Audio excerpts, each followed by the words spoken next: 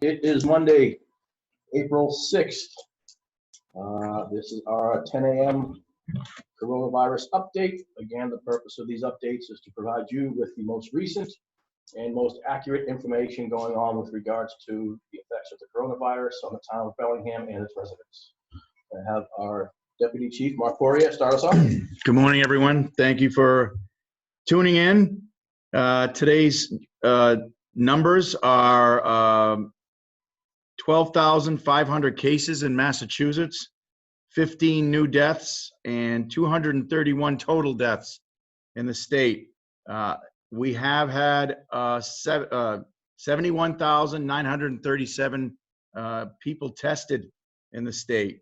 The U.S. numbers are running at 337,600 with a total deaths of 9,633. Updates from the Commonwealth: everyone should wear a mask when out in a crowd. Boston has implemented a curfew 9 p.m. to 6 a.m. and they're still suggesting that all Massachusetts recreational areas remain closed.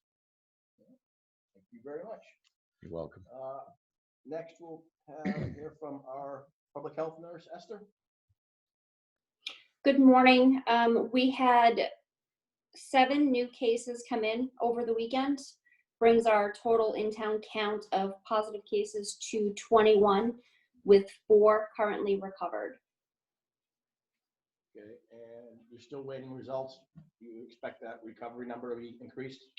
Yes, I expect that after checking in with some of the positive cases today, that recovery rate will go up. Excellent. All right, Dennis. Esther, do you have any indication as to how many additional people you're tracking, or is there anyone that we're waiting for test results from? So there are currently 35 contacts in town that I'm tracking to make sure to monitor for any symptoms and to determine whether or not they would require any testing.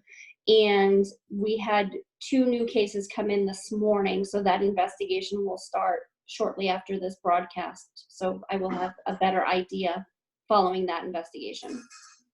Thank you, Esther. And Esther, we mentioned it before, is our public health nurse, works closely with the Board of Health, Department of Public Health, and she's our go-to person for all things health-related as far as this pandemic goes. So we very much appreciate all the work that you're doing for us, Esther. We actually were here yesterday morning at 9 o'clock, our local emergency management group, going over some situations that we're dealing with. So it's kind of a 7-day-a-week proposition right now, many of us. Mary, can you slide the camera over to our big board there?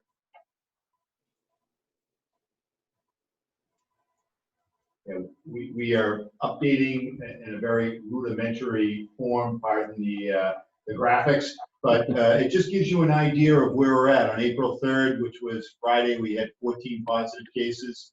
April 5th, yesterday, we had 19. This is in the town of Bellingham, and today we have 21. So we're increasing here in Bellingham, just as we're seeing in the state and throughout the country. Thanks, Mary. Bruce, Board of Health, our health agent, if you want to come on up and give a brief update. Can you sit next to the camera, the screen? Over here? Yep. Yes. Okay. You be able to pick up the voice okay? Yeah. Yes. Okay, I would like to remind everybody that we're climbing that that big apex of a hill there. We haven't reached the top. The cases are coming in, and you can see that we're picking up 3-4 daily. And so that stay-at-home advisory that the governor has put is very key. Please don't go out unless you need supplies. You should limit your contact. Don't have people over and playing basketball out in the driveway or having cookouts or whatever. That we really, really need to concentrate and keep the contact down. The only way this virus is being spread is person to person, and we need to maintain that separation and the good social distancing. As Mark said, the governor has recommended everybody wear personal protective gear when they're going out, the mask and gloves. If you go to the market, try to designate a one-person deal there so that, we're limiting the number of people in. A lot of the markets have limited access, and, if you go there with multiple people or your kids or grandma, that's going to limit the number of people in the stores. So that, let's maintain, minimal visits outdoors. Another thing that's come to light here is the essential businesses. We have posted on the webpage that list. If you're not on the list, you're not essential and you really shouldn't be open. I'm not driving around looking for trouble, but if it's brought to my attention, I will come out and close.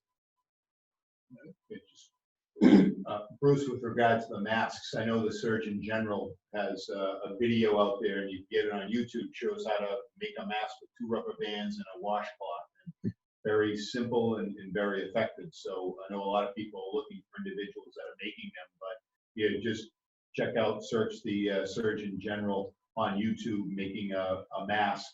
Simple as a bandana, or even a piece of t-shirt or something. Right. Thank you. All right. We have joining us this morning, Mr. Morano, Superintendent of Schools. Peter, you have the floor. Sarah, can you hear me? Yes. So today we start our new remote learning plan. Today's students will be able to access not only enrichment activities, but also new content in their curriculum. So teachers worked all last week in developing lessons to move forward. And also our special ed teachers are working to provide modifications to the curriculum so that everyone has equitable access. We're going to take this really, really slow because we want to make sure that everyone has access to the curriculum. So today it's just really some introduction, get things going, and over the course of this week, we'll take it again one step at a time. On tomorrow night, I have a school committee meeting through Zoom that's been posted. We're going to talk about April vacation, whether we have April vacation or not. And then Wednesday night at 6 p.m., I'm going to do a school forum for parents through Zoom. So that's going to go out later today to all our parents to link on if they'd like to jump on. I'm going to say a few things, a few comments, and then open it up to questions. So that's where we stand currently. Excellent. Thank you very much, Mr. Morano. Yes. One of the things that we'll be working with the schools, we do our code red messages and we put them out. It goes to all hard lines and anyone that most people don't pay attention to their hard line. I know landline, I know iPhone. It's basically cell phones. So people need to sign up for code red through the website, but we're going to be broadcasting our messages on the Blackboard media, I guess, that the schools use to touch their parents. So hopefully between the code red and the schools, we'll be putting our messages out on both and get a wider range of people that are getting those messages. So thank you, Peter, for allowing that. Oh, absolutely. All right. So as always, we encourage residents to reach out if they have any questions or comments. The easiest email to reach out to is covid19@bellinghamma.org. We read them, we answer these questions as promptly as possible, and we have a few for over the weekend, Dennis. We do have a few. We had someone, this is one for Esther. I'll let Esther answer this, but I know we've kind of touched on it a few times. Someone did grocery shopping yesterday and forgot to wash down the items that they purchased, and they're concerned that they can't touch them. So maybe you could just touch on when people go shopping, grocery shopping, and if they haven't wiped them down, how soon the virus lives on cardboard paper, on fresh fruit, those types of things that people might get at the grocery store. Sure. So as far as I'm aware, the documentation still states that the virus will live on plastic and hard metal surfaces for up to 3 or 4 days prior to disinfection, and it will live on paper and cardboard for 24 hours. It is recommended if you are purchasing items that should be directly placed into the fridge or freezer, you wash those down with, a mild soapy water before you put them into the freezer. I would say at this point, if you've already put it away, just make sure you're washing your hands before and after you're touching these packages to open them, and continue to safeguard yourself that way. Thank you, Esther. And I think that's I got one more for Esther. Just a question that was asked. Where do you go to be tested in Bellingham? And maybe you could expand on who should look to get tested as well. Sure. So if you are experiencing a fever of greater than 100.5, if you are experiencing a cough, shortness of breath, it's usually a dry cough, not so much a productive cough, body aches and pains, excuse me, lack of taste or smell, then you are required to contact your primary care provider first and let them know what symptoms you're experiencing. They will then determine whether or not you should go for testing, because at this time it does still require a doctor's order for testing, and your primary care provider will assist you to determine where you should go for testing. If you have to leave the house to see your primary care provider while you are experiencing any of those symptoms I just mentioned, just make sure that you are wearing a mask or face covering of some sort when you leave your home. Thank you. You're welcome. More questions. One has to do with the stimulus check. Could you please emphasize to the public about the stimulus checks that no one will be calling with any questions at all? Heard people talking about receiving questions. So there are a lot of scams out there, and as soon as the fact that we were going to be getting direct deposited stimulus checks, the scam started, because the scammers are looking to get your banking information, calling people up saying, we're ready to send you your check, get us your banking information, that type of thing. No one should be calling you about your stimulus check. If you receive phone calls, again, people asking for bank accounts related to the stimulus check or your social security number, you should never give that information out. So that's a good public service announcement. The scams don't stop just because there's an epidemic in place. And one of the other things I know our health agent mentioned, but I did get another email about a woman who lives in a condominium complex and was mentioning the fact that there are basketball courts and children out playing in them. They shouldn't be out playing a basketball court. They're sharing a basketball. They're closely interacting, and I know our health agent has been out keeping an eye on that. So that is definitely something to avoid. All right. Thank you. Are you all set over there? Or? All right. So that's essentially the update for today. One thing I want to add is we have a lot of people who are using PPE, personal protective equipment. That's fantastic. But you got to understand that there's a limit to it, and you need to use it properly.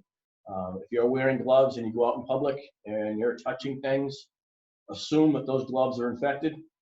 And as soon as you get home and dispose of them properly, anything you may have touched in your home with those gloves, you want to make sure you disinfect.